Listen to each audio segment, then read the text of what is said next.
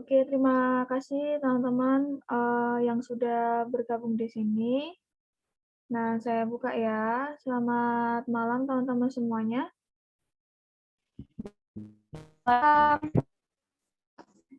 Selamat malam, Kak. Ya, terima kasih ya yang sudah bergabung. Di sini kita ada 25 orang termasuk saya. Saya harap nanti yang bergabung bisa lebih banyak ya. Nah, ini adalah pertemuan kedua kita. Sesuai dengan apa yang ditulis di kontrak belajar, hari ini kita akan belajar tip untuk yang structure and written expression dan reading comprehension. Kemarin kita udah selesai ya yang di listening comprehension.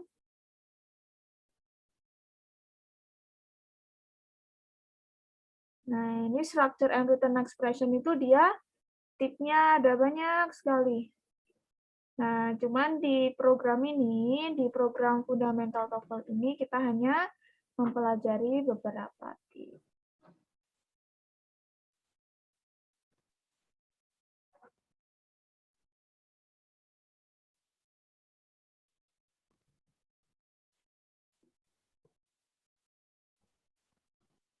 Oke, ini ya.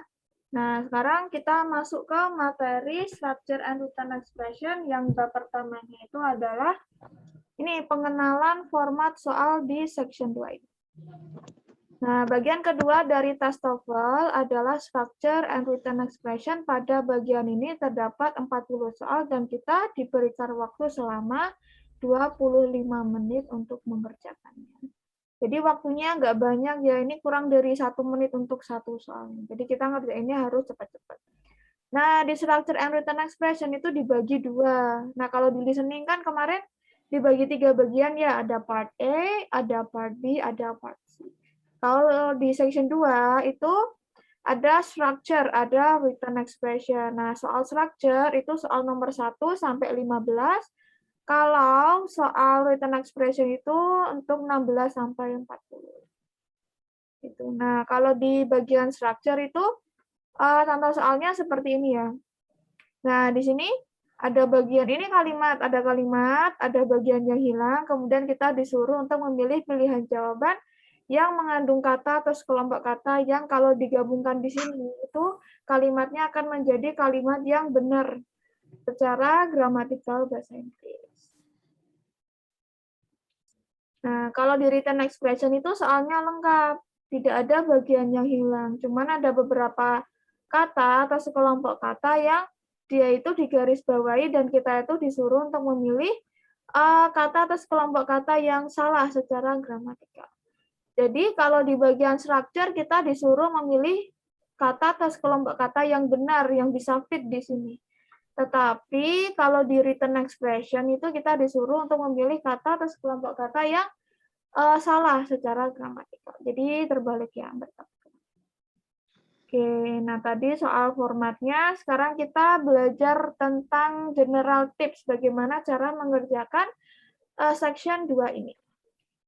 Nah, yang pertama, sama seperti yang section pertama, listening comprehension itu ya, kita harus mengenali petunjuk pengerjaan soal. Kita harus mengenali ini tuh nanti disuruh apa sih, section-nya tuh format soalnya seperti apa, dan cara menjawabnya tuh seperti apa. Oke, nomor 2, mulailah mengerjakan dari sebagian yang paling kita sukai. Kita bisa mulai mengerjakan dari structure atau dari written expression dulu. Nah, kerjakan dari sebagian yang kita rasa lebih mudah. Kalau saya merasa lebih mudah yang bagian written expression sih daripada yang structure. Gitu. Jadi kalau saya biasanya ngerjain yang written expression dulu daripada yang 3, jangan meninggalkan jawaban yang kosong. Walaupun kita tidak tahu atau tidak yakin tentang jawabannya, itu kita harus mengisi jawabannya. Tandai jawaban yang masih ragu, usahakan untuk memiliki waktu sisa untuk mengecek apakah terdapat soal yang terlewati atau untuk memikirkan kembali jawaban yang masih ragu. Nah, itu adalah fungsi dari menandai jawaban yang masih ragu. Jadi kalau kita mengerjakan, di tengah-tengah mengerjakan, terus kita itu menemukan soal yang sulit banget. Nah, kita tuh untuk menghemat waktu ya. Ini manajemen waktu harus kita perhatikan juga. Kita dilarang untuk terlalu memikirkan itu tuh jawabannya apa. Kalau ada soal yang sulit, daripada kita menghabiskan waktu untuk memikirkan jawabannya, dan belum tentu juga jawabannya itu betul, lebih baik kita gunakan waktunya untuk mengerjakan soal-soal berikutnya. Nah, itu nanti soal yang sulit kita tandai dulu di titik itu kan, atau dijentang atau gimana. Nanti pas kita udah menyelesaikan ke 40 soal itu, kita usahakan ada waktu sisa, misalnya 5 menit. Kita kembali lagi ke soal-soal yang sulit tadi, kita pikirkan kembali. Nah, itu general tips ya, bagaimana cara mengerjakan soal yang ada di section 2 test. Oke. Untuk chapter pertama ini, apakah ada yang mau ditanyakan soal tips, general tips dan format soalnya?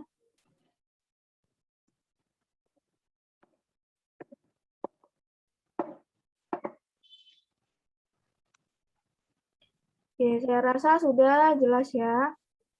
Nah, nanti kalau belum jelas bisa lihat tayangan ulangnya. Ini nanti akan saya upload di YouTube.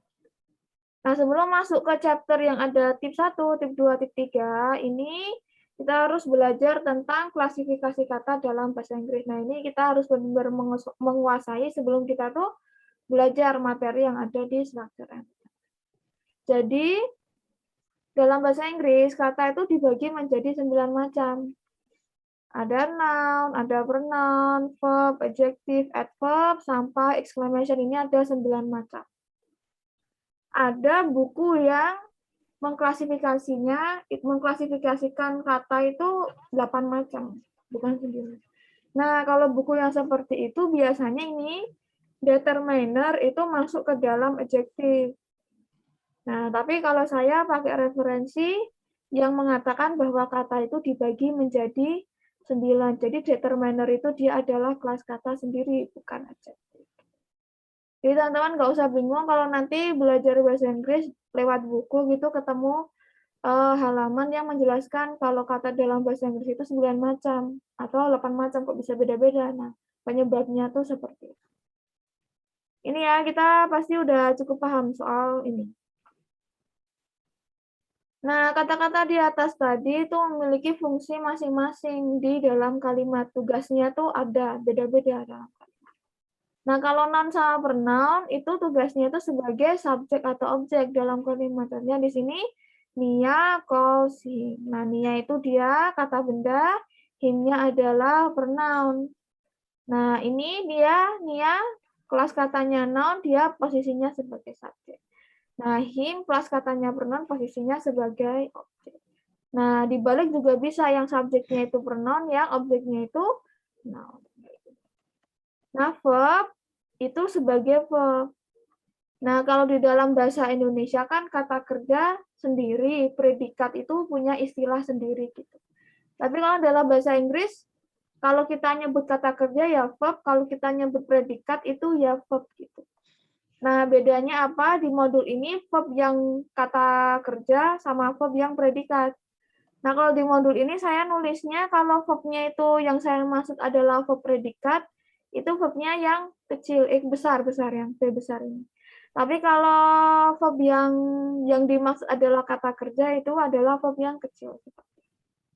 Jadi ini ada contoh kalimat Nia calls him. Calls itu kan dia predikat di kalimat ini. Jadi ini dia posisinya sebagai verb.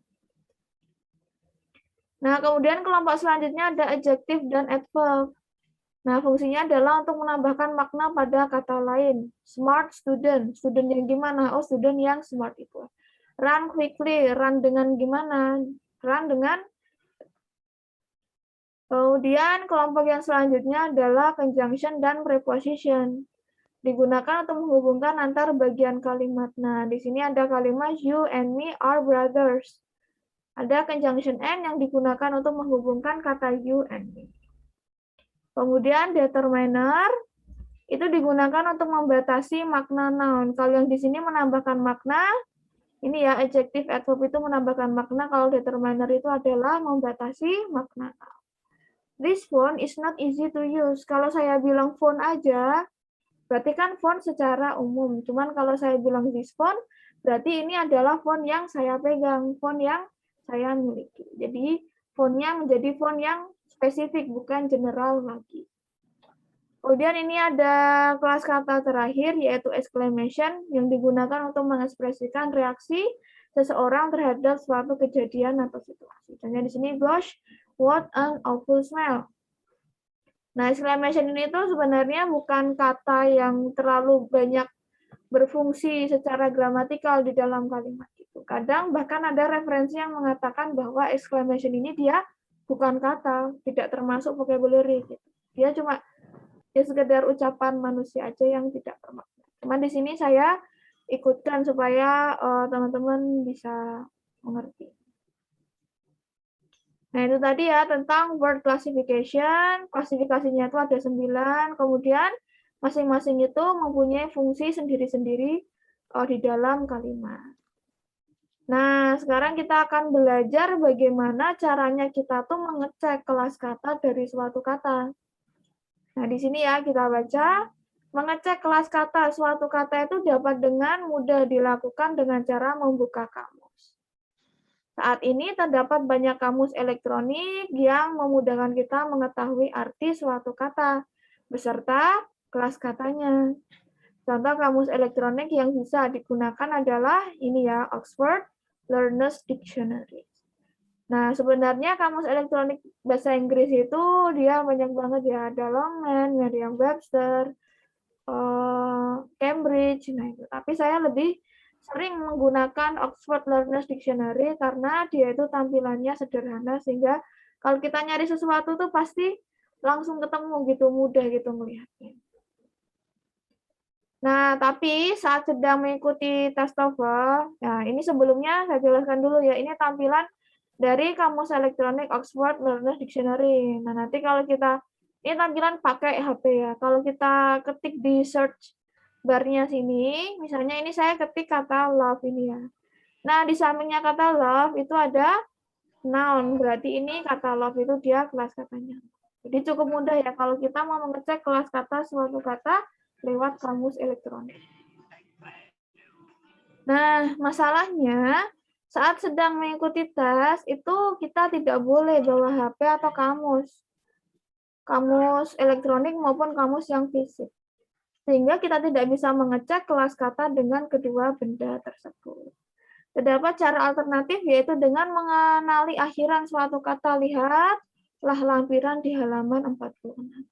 Nah, di modul ini itu ada halaman lampiran. Nah, ini instruksinya kita disuruh untuk melihat halaman 46. Kita lihat ya, ada apa di halaman 46.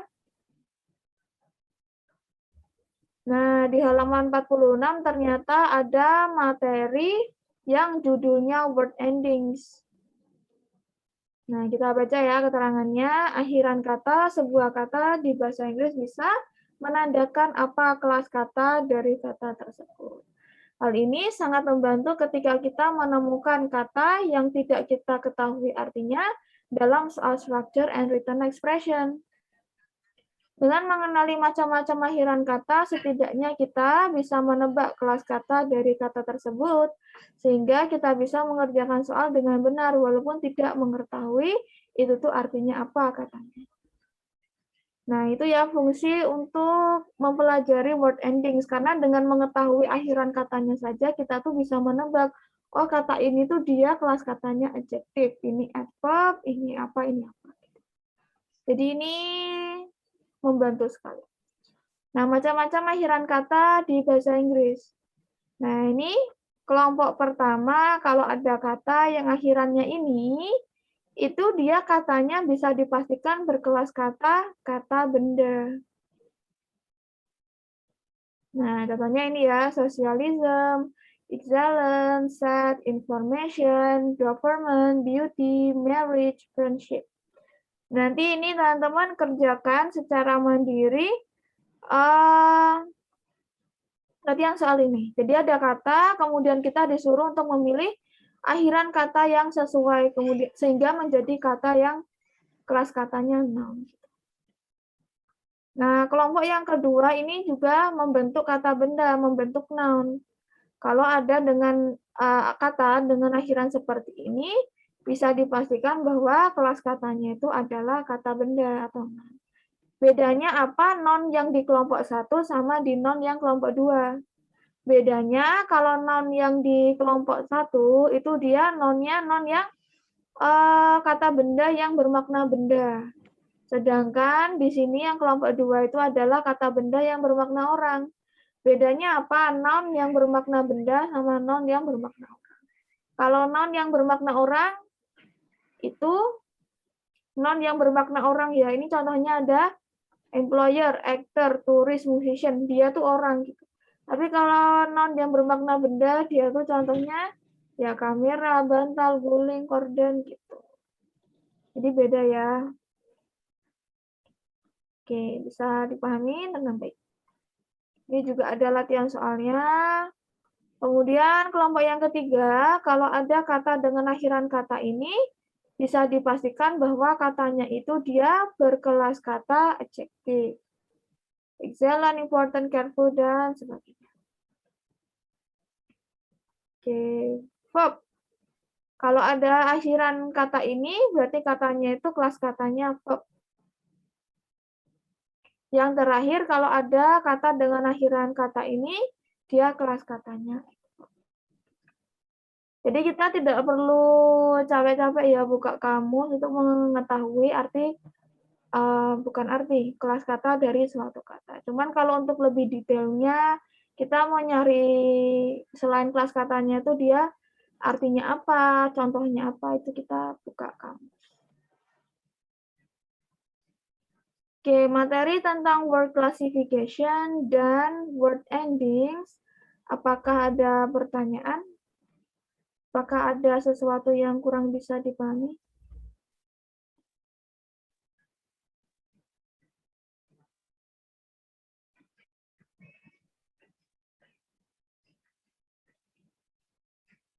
Oke, cukup. Oke, terima kasih. Kita lanjutkan. Nah ini udah ya, ini ya. Nah, kita lanjutkan ini ya. Kita masuk ke materi yang ada tipsnya. Nah, ini chapternya judulnya ini structure ya. Berarti ini tip untuk mengerjakan soal-soal di structure. Structure one clause sentence. Kalimat yang berklaus. Clause dan sentence adalah dua hal yang mirip sehingga tak jarang yang sulit memahaminya. Clause adalah rangkaian kata yang minimal terdiri dari satu subjek dan verb. Ini ya definisinya.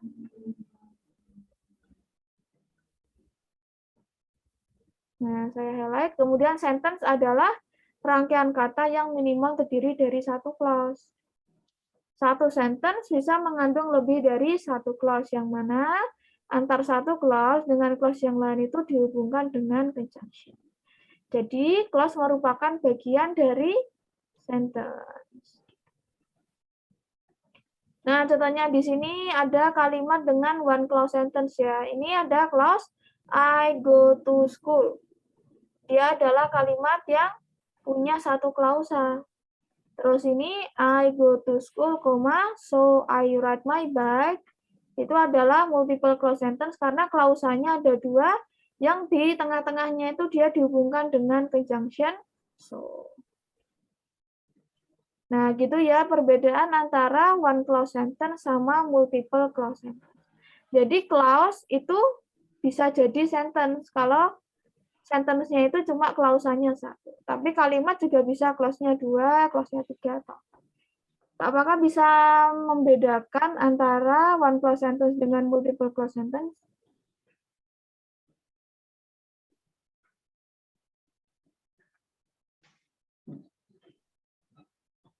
Oke, bisa ya, bisa. Teman-teman sudah paham ya bedanya antara kalimat yang klausanya itu cuma satu sama kalimat yang klausanya lebih dari satu.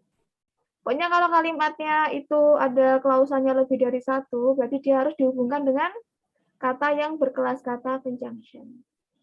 Nah, kalau di bab ini kita akan belajar one clause sentence dulu. Nanti baru bab berikutnya kita belajar tentang multiple clause sentence. Ini ya, tip pertama ya, pastikan bahwa kalimat itu memiliki subjek dan verb. Sebuah kalimat minimal terdiri atas satu subjek dan satu verb. Contohnya di sini, engineers are needed for work on the new space program. Nah, di sini kan engineers itu subjek, are needed itu dia verb. Nah, walaupun verbnya itu dia terdiri dari dua kata, cuman ini kan satu rangkaian. Maksudnya di sini adalah satu subjek, satu rangkaian, dan satu verb itu satu rangkaian. Nah, soal yang paling umum dalam bagian struktur adalah yang berhubungan dengan subjek dan verb. Biasanya kalimat kehilangan subjek atau verbnya, atau kalimat memiliki subjek atau verb tambahan. Contohnya, bla bla bla was back up 4 miles on the freeway. Ini ada kalimat, kita ingat bahwa kalimat itu memiliki minimal satu rangkaian subjek sama satu rangkaian verb. Nah, di sini adanya cuma verb aja, was back up. Subjeknya nggak ada. Oh, berarti bagian yang hilang adalah subjek. Nah, ini ada hubungannya sama materi yang word classification. Kalau subjek diisi oleh kata yang berkelas kata, noun atau pronoun. Jadi di sini pilih kata yang berkelas kata noun atau pronoun. Nah, kalau yesterday itu kan adverb, in the morning juga adverb. Yang noun itu cuma yang C sama D. Nah, kita kenapa pilih yang C? Karena kalau D itu dia kalau digabungkan di sini menjadi maknanya itu menjadi kurang masuk akal. Jadi kita pilih yang C. Nah, itulah tadi kenapa kita harus mempelajari word classification. Karena kalau di section 2 tuh kita disuruh untuk memilih pilihan jawaban yang ini tuh kita butuh kata yang berkelas kata apa untuk dimasukkan di dalam kalimat yang ada bagian yang hilang. Oke, bisa dipahami ya untuk tip pertama.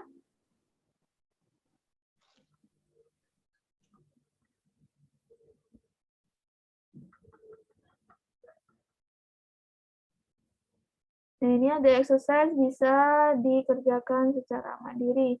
Instruksinya adalah ingatlah bahwa sebuah kalimat itu minimal terdiri atas satu rangkaian subjek dan satu rangkaian verb. Jadi kalau ada kalimat yang subjeknya hilang atau verbnya hilang, berarti itu kalimatnya kalimat yang salah. Oke, tip kedua, berhati-hati dengan object of preposition. Object of preposition adalah noun atau pronoun yang terletak setelah preposition. Nah, ini kita lihat ya. After his exam, Tom will take a trip by boat. Ini ada preposition. Oh, berarti ini belakangnya his exam adalah object of preposition. Ini preposition, berarti kata benda yang ada di belakangnya adalah object of preposition. Kenapa kita harus bisa mengenali object of preposition di dalam kalimat? Karena ini, object of preposition dapat membingungkan dalam mengerjakan bagian struktur karena sering dikira sebagai subjek dari kalimat. Subjek itu ya subjek, object of preposition ya object of preposition, mereka tidak sama. Walaupun bentuknya sama, sama-sama kata benda atau pronoun. With his friend bla bla bla found the movie theater. Nah, di sini kan setelah bagian yang hilang itu kan ada verb ya, Pak. Kalau di sini preposition, oh berarti ini his friend-nya adalah object of preposition. Berarti ini kemungkinan subjek ya yang hilang. Subjek adalah dia posisi yang bisa diisi oleh kata yang berkelas kata noun atau pronoun. Nah, pilih pilihan jawaban yang kelas katanya noun atau pronoun. Nah, pilihan jawabannya betul adalah yang B, he. Karena he itu dia kelas katanya pronoun. Kalau has, dia verb.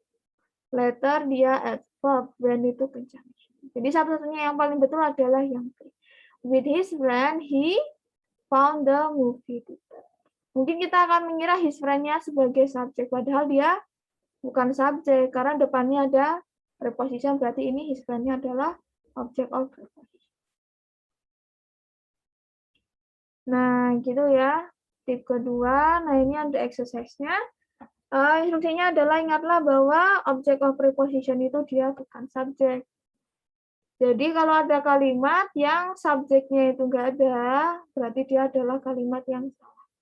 Ada banyak noun di dalam kalimat itu, tapi noun-nya itu tidak berposisi sebagai subjek, dia adalah object of preposition. Oh, berarti itu kalimatnya ya kalimat yang salah. Oke, tipe 3, berhati-hati dengan apositif. Nah, apositif itu apa? Ini ya, apositif adalah noun yang terletak sebelum atau setelah noun lain yang memiliki makna yang sama, dan umumnya ditulis dengan koma. Jadi ini Sally, the best student in the class, got an A on the exam. Nah, rangkaian kata yang diambil oleh koma itu dia adalah apositif, dan apositif itu dia fungsinya untuk menjelaskan kata benda yang ada di depannya. Jadi Sally itu siapa? Sally itu adalah the best student in the class. Nah, positif juga bisa terletak di depannya atau sebelum kata benda yang ia jelaskan di depannya Sally. Tapi bedanya ini dia komanya cuma satu aja. Kenapa kita harus bisa mengenali apositif di dalam kalimat? Ini ya, apositif dapat membingungkan dalam mengerjakan bagian struktur karena sering dikira sebagai subjek dari kalimat. Nah, ini contoh ya, bla bla bla, George is attending the lecture. Nah, di sini ada George. Tapi George-nya itu diapit oleh 2 koma. Oh, berarti George-nya itu adalah apositif, dia bukan subjek. Kalau verb-nya mah ada, ini yaitu is attending. Berarti kalimat ini dia kehilangan subjek. Pilih pilihan jawaban yang bisa jadi subjek. Nah, pilihan jawaban yang bisa jadi subjek adalah pilihan jawaban yang D, yaitu my friend. My friend George is attending the lecture. Kalau yang A ini kan keterangan waktu, dia bukan subjek. Happily juga adverb. Adverb bukan subjek. Because of the time itu adalah juga keterangan. Rangkaian kata yang maknanya itu dia keterangan. Jadi pilihan jawaban yang betul adalah yang D. Nah, ini exercise. Hati-hati dengan apositif. Kalau ada kalimat yang dia itu ada apositif tapi nggak ada subjek, berarti dia adalah kalimat yang salah. Karena subjek itu dia elemen yang harus ada gitu di dalam kalimat. Kalau apositif kan elemennya nggak ada, nggak apa-apa. Kadang ada, kadang tidak, tergantung kebutuhan kalimatnya gitu. Kalau mau diperjelas ya pakai apositif. Kalau enggak ya enggak. Tip keempat, berhati-hati dengan verb ing. Kenapa verb ing? Verb ing adalah verb yang mendapatkan akhiran ing. Mempunyai verb ing itu punya 2 fungsi, yaitu sebagai bagian dari verb atau sebagai adjektif. Nah, verb ing berfungsi sebagai bagian dari verb jika diawali oleh verb be, is, am, are, was, were, been, being. Nah, ini verb be itu dia bentuknya macam-macam ya. Bentuknya ada kayak gini. Ini digunakan sesuai sama tensesnya. Jadi dia bisa bertransformasi gitu bentuknya. Tapi jenisnya tetap verb be. Kalau verb ing berfungsi sebagai adjektif jika dia tidak diawali oleh verb be. Jadi walaupun bentuknya itu verb, yaitu verb ing, dia bisa berfungsi sebagai adjektif. Jadi kadang bentuk dan fungsi kata itu beda. Nah, ini ya contohnya. The boy is standing in the corner. Nah, ini kan ada verb ing standing, dia diawali oleh verb be, berarti ini standingnya bagian dari verb. Bedanya sama kalimat yang nomor 2, the boy standing in the corner was naughty. Nah, di sini standingnya dia tidak diawali oleh verb be, jadi dia kelas katanya jadi adjektif, bukan verb. Nah, kalau kita artikan dalam bahasa Indonesia, kalimat ini artinya anak laki-laki yang berdiri di pojokan itu nakal. Jadi kalau sebagai adjektif itu ini kalau kita artikan dalam bahasa Indonesia ada kata yang berdiri, yang apanya. Nah, kenapa kita harus bisa membedakan verb ing yang sebagai verb asli atau verb ing yang sebagai adjektif di dalam kalimat? Nah, alasannya seperti ini. Verb ing dapat membingungkan dalam mengerjakan bagian structure karena verb ing memiliki dua fungsi, yaitu sebagai bagian dari verb atau sebagai adjektif. Nah, kita harus tahu kalimat di dalam soal verb ing itu dia verb ing-nya sebagai verb atau sebagai adjektif. Nah, contohnya di sini the child blah blah blah playing in the yard is my son. Di sini ada playing, playing-nya verb ing. Verb ing itu bisa adjektif, bisa verb. Nah, kira-kira playing di sini itu dia verb atau adjektif? Kita baca, ini ada kata-kata di belakangnya ada is. Is itu kan dia verb. Oh, berarti kalimat ini nggak butuh verb lagi. Karena verbnya udah ada. Berarti playing-nya adalah playing adjektif. Kalau adjektif berarti dia tidak perlu diawali oleh verb be. Jadi pilihan jawaban yang B sama yang D jelas salah. Nah, tinggal A atau C. Nah, kalau C dia salah karena kalau he itu kan subjek. Subjeknya udah ada, yaitu the child. Berarti nggak perlu subjek lagi kan. Jadi pilihan jawabannya betul adalah yang A. The child now playing in the yard is my son.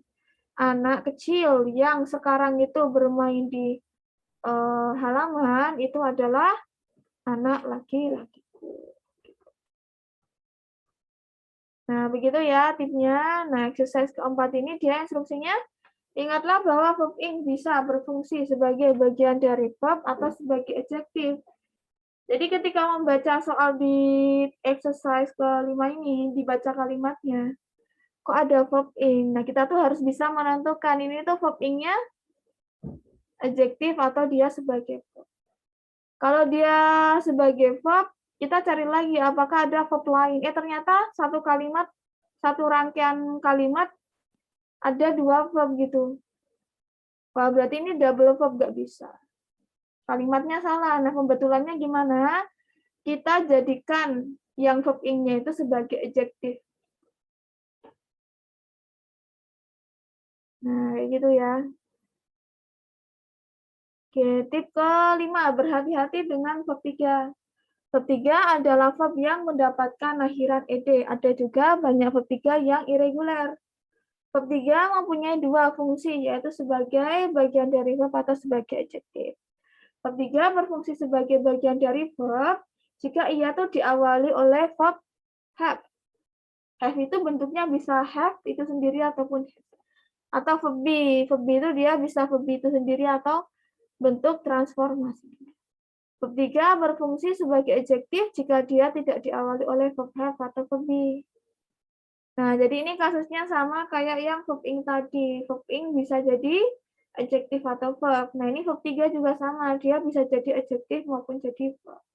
Kalau dia jadi verb, dia harus diawali oleh verb have atau verb be. Kalau sebagai adjektif, dia sendirian. Dia tidak diawali oleh verb have atau verb be. Contohnya di sini have purchased. Ada verb 3 diawali oleh has, keluarganya have. Oh, berarti ini purchase-nya sebagai verb. Was written. Ada be, ada verb 3. Oh, berarti verb 3-nya sebagai be. Ini purchase sendiri beda dengan yang ini, dia tidak diawali oleh verb have atau be. Jadi dia purchase-nya sebagai adjective. Written, dia di sini juga adjective karena dia sendiri, dia tidak diawali oleh verb have atau verb be. Nah, bedakan ya yang purchase yang sebagai verb sama purchase yang sebagai adjektif. Nah, kita artikan dalam bahasa Indonesia kalimatnya, keluarga itu sudah membeli sebuah televisi. Kalau yang ini, sebuah televisi atau televisi itu yang, kalau ada adjektifnya itu dalam bahasa Indonesia dikasih yang ya, yang dibeli kemarin itu mahal. Nah, gitu ya, bedanya verb 3 sebagai adjektif atau verb 3 sebagai verb. Perhatikan kata yang ada di depannya. Nah, contohnya kayak gini. Ini pengaplikasian tip kelima dalam soal TOEFL. The packages bla bla bla mailed at the post office will arrive Monday. Nah, di sini ada verb 3 ya, mailed. Tapi di sini juga ada verb lagi, yaitu will arrive. Nah, berarti verb 3 ini dia jadi adjektif dong, karena verbnya udah ada, yaitu will arrive. Nah, kalau sebagai adjektif, dia tidak boleh diawali oleh verb have maupun verb be. Berarti pilihan jawaban yang A sama B itu dia udah pasti salah. Nah, antara C atau D, yang betul adalah D, karena kalau yang C itu dia apa di sini? Kalimatnya menjadi tidak beraturan, maknanya juga tidak masuk akal. Jadi, ini ya yang betul. The packages just mailed at the post office will arrive Monday. Paket-paket yang baru saja tiba di kantor pos itu akan tiba hari Senin.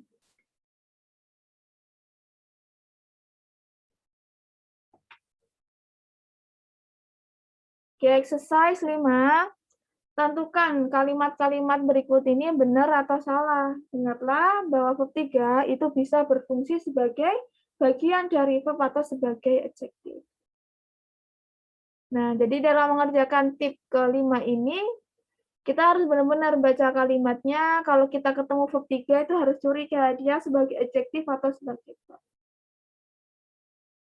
Kalau dia sebagai adjektif, bentuknya adjektif itu, terus kalimatnya itu dia tidak ada verbnya, verb lain. Berarti itu kalimatnya salah. Nah, seperti itu ya. Nah, ini ada review exercise, silakan dikerjakan nanti.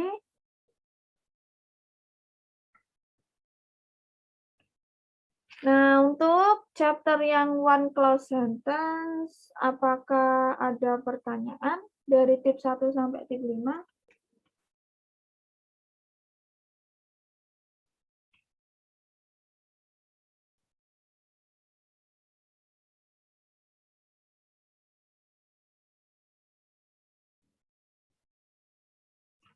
Oke, ini ada chat cukup. Oke, berarti udah jelas ya.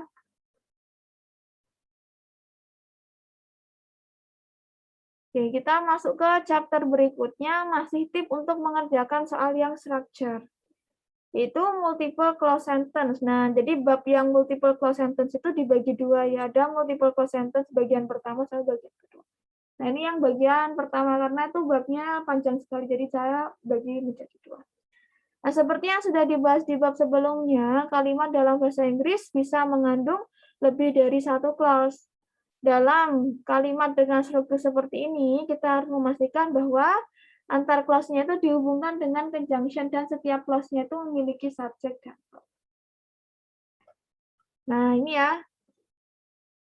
Nah, tadi udah dijelasin kalau ada kalimat yang dia itu terdiri dari dua clause. Kalau ada dua clause, pastikan di setiap antar clause-nya itu ada conjunction atau enggak. Terus kita cek klausa pertama itu subjek verbnya udah lengkap belum? Klausa kedua subjek verbnya udah lengkap. Tip ke-6, gunakan coordinate conjunction dengan benar. Jadi coordinate conjunction itu conjunction yang gimana? Nah, dia anggotanya ini ya, for, and, nor, but, or, yet, so. Nah, ketika digunakan atau menghubungkan dua clause, coordinate conjunction itu harus diawali oleh koma. Jadi contohnya seperti ini. Tom is singing, and Paul is dancing. Ini and ya, ini klausa pertamanya Tom is singing, Paul is dancing itu klausa kedua dan dia dihubungkan dengan menggunakan conjunction. Dia sebelum and itu dia ditulis dia harus ada komanya. Nah, tanda baca juga harus diperhatikan ya, karena tanda baca itu dia kalau di soal TOEFL bisa mengisyaratkan ini tuh dia conjunction-nya apa atau kata berikutnya itu seharusnya apa. Nah, tapi ada contoh penulisan yang salah. Nah, jadi coordinate conjunction itu tidak bisa diletakkan di awal kata, di awal kalimat seperti ini. And Paul is dancing, Tom is singing, gini salah. Dia harus berada di tengah-tengah antar klausa. Nah, ini contoh pengaplikasian tip ke-6. A power failure occur, bla bla bla, the lines went out. Nah, tadi seperti yang sudah saya bilang ya, tanda baca walaupun kecil itu dia tidak bisa disepelekan karena dia bisa mengisyaratkan sesuatu. Contohnya ini bagian yang hilang, kemudian ada koma. Nah, ini adalah subjek, kemudian ini verb, ini subjek, ini verb. Oh, berarti ini klausa pertama, ini klausa kedua. Berarti ini butuh conjunction. Conjunction yang apa tipenya? Oh, ternyata coordinate conjunction karena di sini ada koma. Pilih pilihan jawaban yang berkelas kata coordinate conjunction, yaitu yang B. Nah, a power failure occur, comma, so the lines went out.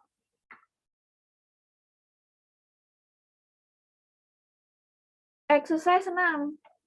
Tentukan kalimat-kalimat berikut ini benar atau salah. Ingatlah bahwa coordinate conjunction itu menghubungkan dua clause. Sehingga setelah coordinate conjunction, subjek dan verb-nya itu harus. Jadi ini nomor 1 sampai nomor 5 itu dia satu kalimat ada dua klausa. Kita cek masing-masing klausanya itu subjek verb-nya udah lengkap atau belum. Dan kedua klausa ini sudah dihubungkan dengan menggunakan conjunction yang tepat atau belum. Nanti dikerjakan ya. Oke, tip ke-7, gunakan complex conjunction dalam adverb clause yang bermakna time and cause dengan benar. Jadi adverb clause itu apa? Adverb clause adalah clause yang berfungsi sebagai adverb, memberikan keterangan. Adverb clause bisa memberikan berbagai keterangan. Dua di antaranya adalah keterangan waktu dan keterangan penyebab. Nah, kalau keterangan waktu, conjunction-nya seperti ini. Kalau keterangan penyebab, ya conjunction-nya seperti ini. Contohnya, Teresa went inside because it was raining. Nah, di sini klausa pertama, ini ya. Terus ini klausa kedua. Kemudian ini tengah-tengahnya ada conjunction. Kenapa Teresa pergi ke dalam? Karena hujan. Nah, because it was raining itu adalah adverb clause yang memberikan keterangan kenapa Teresa itu masuk ke dalam. Nah, beda dengan coordinate conjunction. Kalau complex conjunction, itu dia conjunction-nya boleh diletakkan di awal kalimat. Contohnya seperti ini. Because it was raining, Teresa went inside. Nah, kalau conjunction-nya di depan, complex conjunction-nya di depan, dia ada koma di tengah-tengah. Tapi kalau conjunction-nya di tengah-tengah, dia tidak perlu dikasih koma. Nah, itu bedanya. Bedanya coordinate conjunction dengan complex conjunction.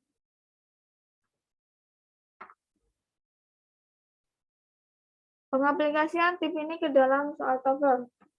Bla bla bla was late, I missed the appointment. Ini ada subjek, ini ada verb, ini klausa yang lengkap ya. Nah, di sini ada verb, oh berarti ini ada klausa lagi. Nah, klausa yang pertama ini, dia bagian depannya hilang. Nah, kalau ada dua klausa, harus ada satu conjunction. Nah, di sini conjunction-nya nggak ada, berarti kemungkinan ini dia conjunction-nya terletak di depan, kemudian ini subjek untuk verb yang was itu juga belum ada. Berarti kita pilih pilihan jawaban yang mengandung conjunction dan subjek. Nah, pilihan jawabannya betul adalah yang D, karena since itu dia kelas katanya conjunction dan he itu dia kelas katanya pronoun dan dia bisa berposisi sebagai subjek. Kalau yang ini kan subjek aja, yang ini conjunction aja, kalau yang ini juga subjek aja.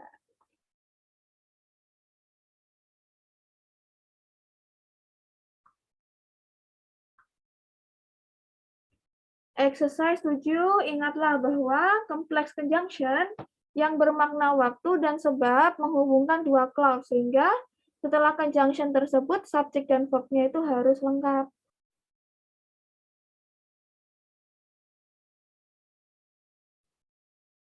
Nah, ini ya. Sama ini instruksinya dengan tip yang exercise yang ke-6 tadi. Kita disuruh ngecek ini tuh masing-masing klausanya subjek verb-nya udah lengkap atau belum, dan dua klausa ini sudah dihubungkan dengan conjunction atau belum.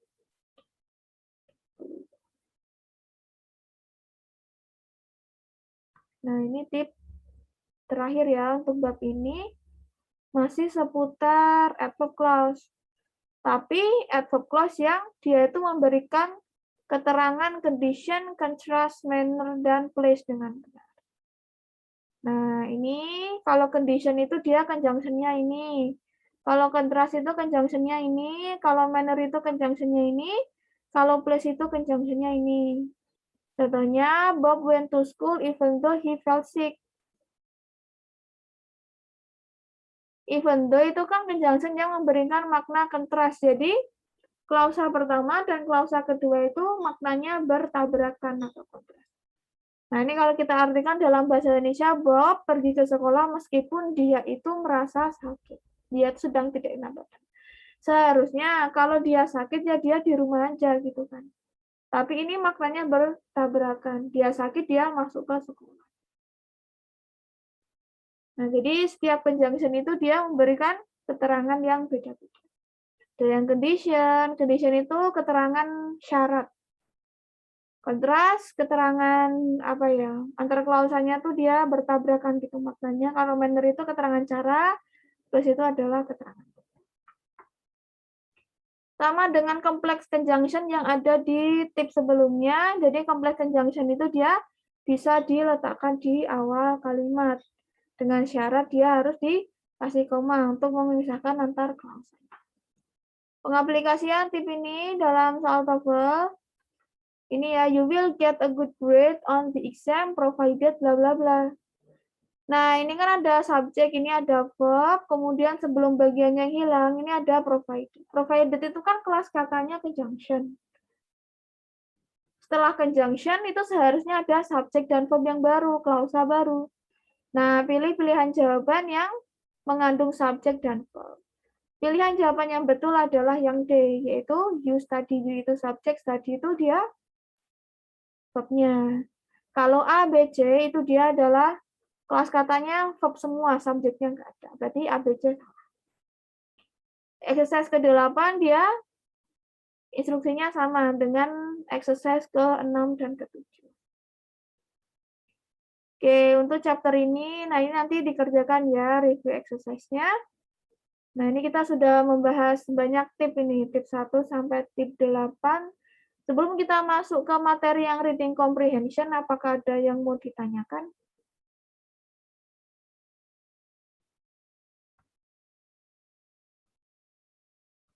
Miss, Ya.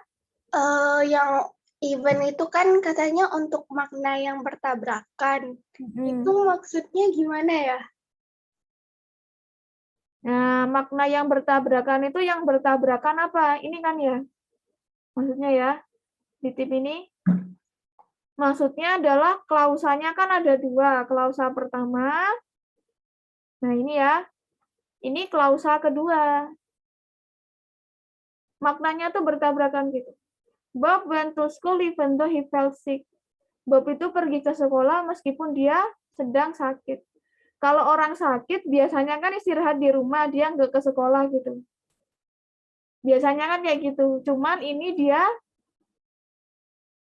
klausa pertamanya bilang Bob itu tetap pergi ke sekolah. Berarti itu adalah sebuah fakta yang bertabrakan. Kalau fakta gimana? Sudah bisa dipahami? Ya, paham. Berarti klausa 1 sama klausa 2 itu kayak beda maknanya. Berarti dia menggunakan kelas kalau maknanya itu beda. Gimana sih? Iya, dia pakai conjunction yang ini bisa although, even though, though ini. Pilih aja salah satu gitu. Oke. Oke, cukup jelas ya? Ya, terima kasih, Mas. Oke. Kita lanjut ke bagian reading comprehension. Nah, ini tipsnya cuma ada 2 kalau nggak salah. Di program fundamental. Nah, reading comprehension itu soalnya ada, ini cepat aja ya, soalnya ada 50 soal dan kita itu diberikan waktu selama 55 menit untuk mengerjakannya. Ini walaupun kayak lama gitu ya, hampir 1 jam, cuman kita kan ada disuruh bacaan dulu, baru disuruh mengerjakan 50 soal. Jadi itu bakal terasa cepat sekali. Nah, 50 soal itu tuh dibagi menjadi 2 jenis pertanyaan. Pertanyaan tentang reading comprehension question, yaitu pertanyaan yang menanyakan tentang informasi di dalam teksnya. Sama vocabulary question, yaitu pertanyaan yang menanyakan tentang arti dari kosakata yang ada di dalam teks. Nah, ini ya contoh kalau di bacaan di reading comprehension itu sepanjang apa ya, kira-kira sepanjang inilah. Nah, kemudian diikuti biasanya 10 soal setiap bacaan. Ada 5 bacaan, biasanya ada 5 bacaan, masing-masing diikuti oleh 10 soal. Jadi pas gitu 5. Nah, kalau yang vocabulary question itu kayak gini. The phrase resting on in line 6 is closest in meaning to. Jadi resting on itu artinya apa di line ke-9. Kalau reading comprehension question itu ini, the passage primarily discuss the pipelines bla bla bla. Nah, jadi beda ya, ada reading comprehension question, ada vocabulary question. Nah, general tipnya, kalau yang pertama itu sama ya, di setiap section itu dia sama, kenali petunjuk pengerjaan. Ini nomor 2, jangan terlalu lama menghabiskan waktu untuk membaca teks. Meskipun waktu pengerjaan soal reading itu lama, yaitu 55 menit, itu bukanlah waktu yang banyak untuk membaca semua teks dan mengerjakan 50 soal dengan benar. Pertama, bacalah teksnya selama 2 menit aja.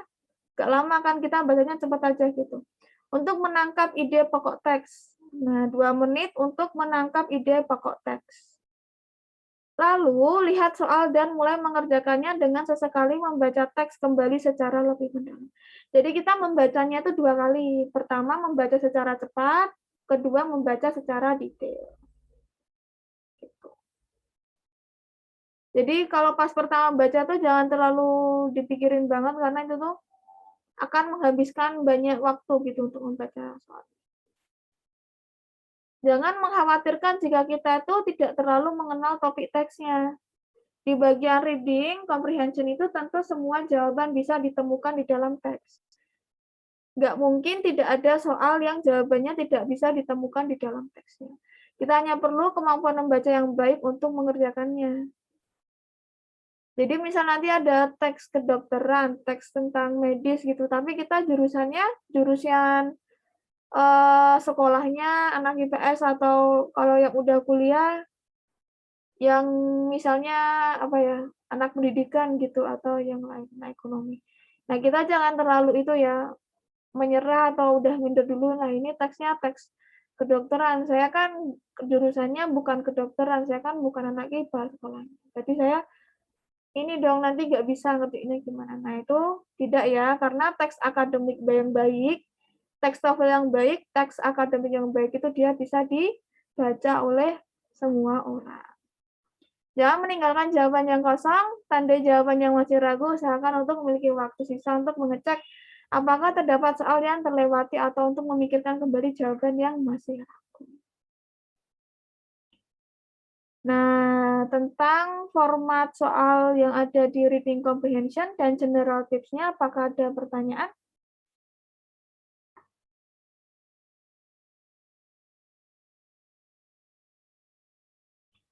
Oke, cukup ya. Nah, chapter selanjutnya ini sudah mulai membahas yang tip ya. Bab pertama yang membahas tentang tip adalah babnya judulnya Question about the ideas of the passage. Kita akan mengenal jenis pertanyaan yang menanyakan tentang ide pokok teksnya. Nah, tip pertama menjawab pertanyaan tentang ide pokok teks. Pertanyaan yang menanyakan tentang ide pokok teks merupakan pertanyaan yang paling umum di reading comprehension. Di masing-masing teks, pasti ada satu pertanyaan jenis ini. Pertanyaan tentang ide pokok itu menanyakan poin utama yang penulis ingin sampaikan dalam teksnya. Pertanyaan ini tuh berupa dalam banyak bentuk seperti menanyakan topik, pokok persoalan, judul, ide utama, dan ide pokok. Nah, contoh pertanyaannya seperti ini ya. Dia menanyakan topik, menanyakan subject of the passage, menanyakan idea, menanyakan author main point, with what is author primary concern, and which of the following would be the best. Tapi intinya itu dia sama ya. Dia menanyakan tentang ide pokok teksnya. Walaupun bentuk pertanyaannya itu beda-beda. Nah, cara menjawab pertanyaan seperti ini tuh gimana? Nah, ini bacalah secara cepat teksnya, abaikan kosakata yang tidak tahu artinya, jangan terlalu memikirkan arti dari kosakata itu karena itu akan menghabiskan waktu. Pikirkan ide teks secara keseluruhan atau umum. Jadi, jangan memilih pilihan jawaban yang idenya tuh hanya terdapat di paragraf 1 atau paragraf tertentu saja. Pokoknya keseluruhan teksnya. Lihat pilihan jawaban, singkirkan pilihan jawaban yang hanya mencakup ide dari paragraf tertentu saja. Pilih pilihan jawaban yang mencakup ide dari semua paragraf.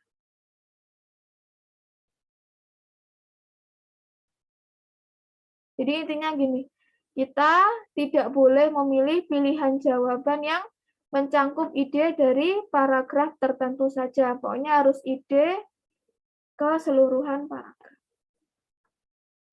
Oke, ini ada contohnya, sudah ada pembahasannya, dan cukup detail saya rasa. Nah, ini kita lewati saja. Ada exercise-nya.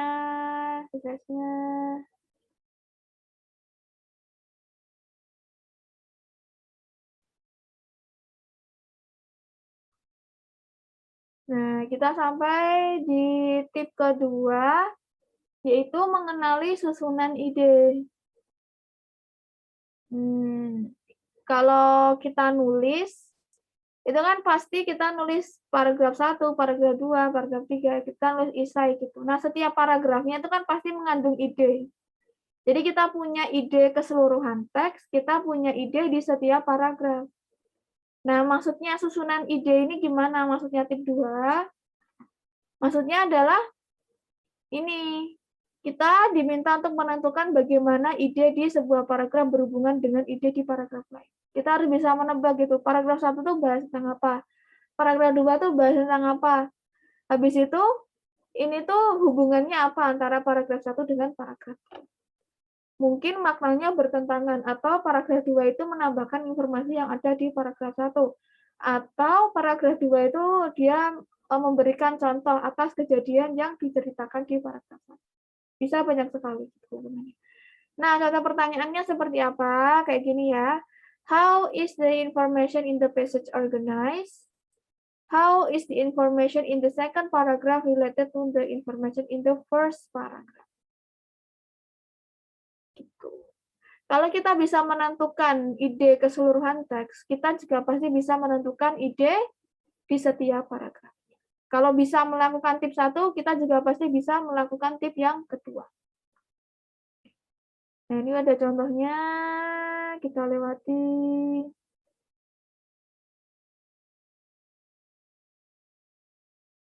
Jadi banyak sekali ya latihan soalnya.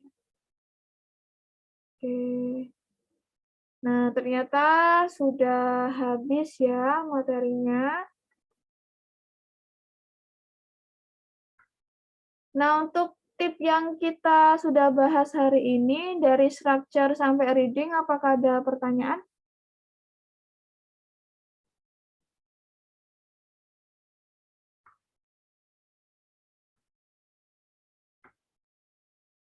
Oke, kalau tidak, ini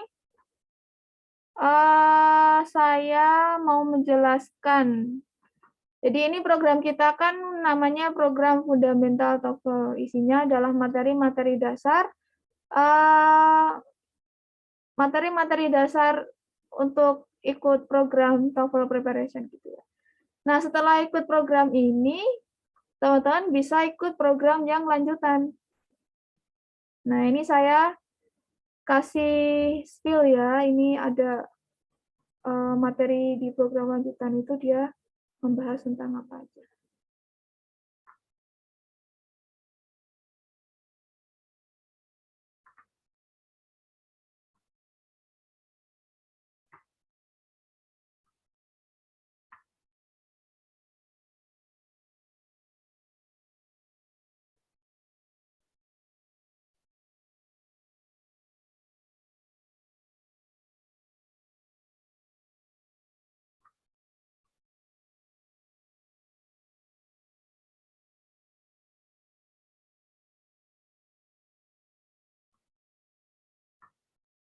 Nah, tadi untuk program yang listening, nah karena yang section kedua itu dia itu ya, tipnya itu banyak sekali. Jadi saya bagi menjadi 2 program. Supaya bisa pembahasannya itu bisa detail gitu. Bisa mantap. Nah, kalau di reading itu dia tipsnya tidak terlalu banyak. Jadi nanti jadikan satu program, tetapi dia pertemuannya tidak terlalu banyak seperti yang ada di section-section yang sebelumnya. Nah, ini ya teman-teman kalau mau ikut program yang listening comprehension, nah nanti kita akan belajar ini ya. Ini part A itu dia tipsnya banyak sekali dan ini masih ada beberapa bab. Nah, teman-teman belum tahu ya ada bab yang judulnya who, what, sama where.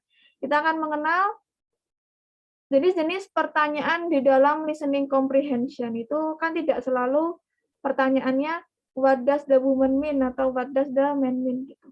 Tapi ada pertanyaan tentang siapa, apa, dan di mana tempat kejadian suatu conversation itu.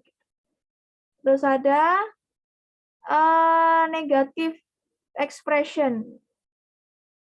Kenapa negative expression itu jadikan satu bab sendiri? Karena negative expression itu bisa menyebabkan sebuah kalimat itu punya arti yang berbeda.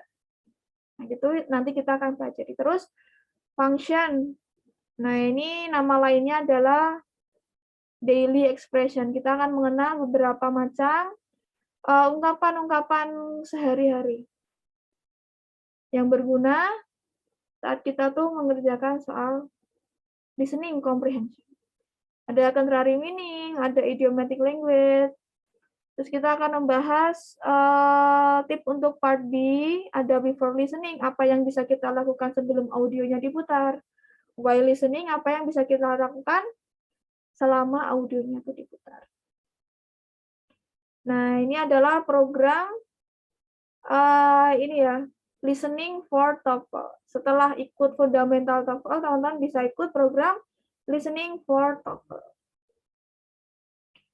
Kemudian ini adalah program Grammar for TOEFL 1. Ini materinya ada ini. Ini saya kasih spill ya. Ini materinya adalah multiple clause sentence. Kalau di bagian program fundamental TOEFL kan multiple clause sentence-nya cuma yang sampai bagian satu aja. Tapi ini kita akan pelajari di Grammar for TOEFL 1 bab yang judulnya multiple clause sentence.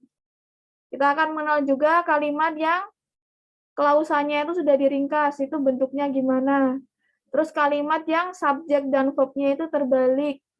Terus di bagian written expression itu, tipnya ada judulnya, bab yang judulnya subject verb agreement, parallel structure, comparative and superlative, form of the verb. Nah, itu untuk program Grammar for TOEFL 1. Kalau Grammar for TOEFL 2, ini ya babnya. Nah, Grammar for TOEFL 2 itu dia semuanya isinya tentang written expression. Jadi structure udah kita habiskan di Grammar for TOEFL 1. Is of the verb, passive verb, problem-problem, atau soal-soal yang berhubungan dengan kata benda. Soal-soal yang berhubungan dengan kata ganti, soal-soal yang berhubungan dengan adjective dan adverb, adjective, artikel, preposition, dan kesalahan umum dalam penggunaan kata. Nah, program terakhir adalah program reading comprehension. Nah, ini ya, dia tipsnya. Ini directly answered question. Kita akan mengenal pertanyaan yang directly answered. Indirectly answered question. Kita akan mengenal jenis-jenis pertanyaan yang kita tuh jawabnya tersirat gitu. Jadi tidak tertera jelas di dalam teksnya. Terus macam-macam vocabulary question dan macam-macam overall review question. Nah, untuk biaya programnya nanti bisa ditanyakan lewat WA ya. Jadi untuk program Fundamental TOEFL itu free buat semua orang. Siapa aja boleh ikut. Tapi untuk program lanjutannya, nah nanti ada biayanya. Teman-teman bisa ngambil program yang reguler, program yang campur gitu, maksimal 8 orang. Itu kuota maksimal. Nah, kalau program yang private juga bisa. Ya, teman-teman, sampai di sini, apakah ada pertanyaan sebelum kita tutup bisa tanya soal materinya yang udah kita bahas tadi, teman-teman juga bisa tanya soal ini program yang lanjutan dari program fundamental TOEFL.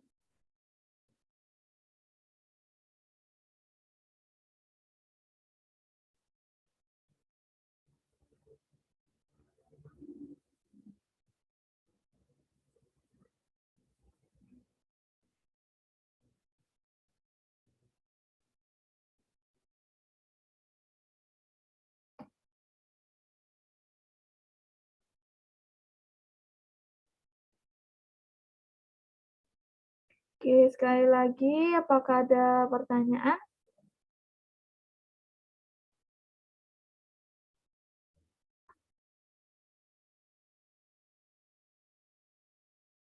Nah, kalau di Oke, cukup ya.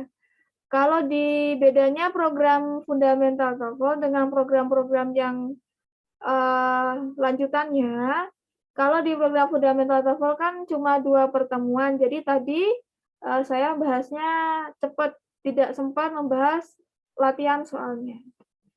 Nah, kalau di program yang lanjutan itu, latihan soalnya akan dibahas, akan dibedah satu-satu, kenapa kalimat nomor 1 itu salah, penyebabnya apa, solusinya gimana. Dan nanti juga akan dicek kemampuan teman-teman itu satu persatu akan dipanggili. Oke, coba kerjakan nomor 1, kerjakan nomor 2. Kayak gitu. Jadi beda ya, pembahasannya lebih detail. Oke, kalau tidak ada pertanyaan, mungkin teman-teman pada saat ini belum ada. Kalau ada pertanyaan nanti silakan chat di nomor WhatsApp yang ada di grup ya, di chat adminnya. Terima kasih teman-teman atas partisipasinya. Bagi yang ingin mendapatkan Certificate of Achievement, besok hari Senin di jam yang sama, nah itu nanti akan diadakan post-test. Nah, bagi teman-teman yang ingin mendapatkan Certificate of Achievement bisa ikut post-testnya. Jadi syarat untuk mendapatkan sertifikatnya kan ada 2, Certificate of Participation sama Certificate of Achievement. Kalau Certificate of Participation itu syaratnya ikut pelatihannya, ikut ini pertemuan pertama dan kedua, dan mengerjakan latihan soalnya. Kalau untuk mendapatkan Certificate of Achievement, ikut post-testnya. Oke, dan tata tertib post-testnya sudah saya berikan jadi di grup, nanti tinggal dibaca aja apa saja yang perlu dipersiapkan. Oke, terima kasih teman-teman atas partisipasinya pada hari ini. Semoga ilmunya bermanfaat. Kita jumpa lagi bagi teman-teman yang ikut post-test. Kita jumpa lagi di hari Senin. Oke, terima kasih teman-teman. Sampai jumpa. Dadah.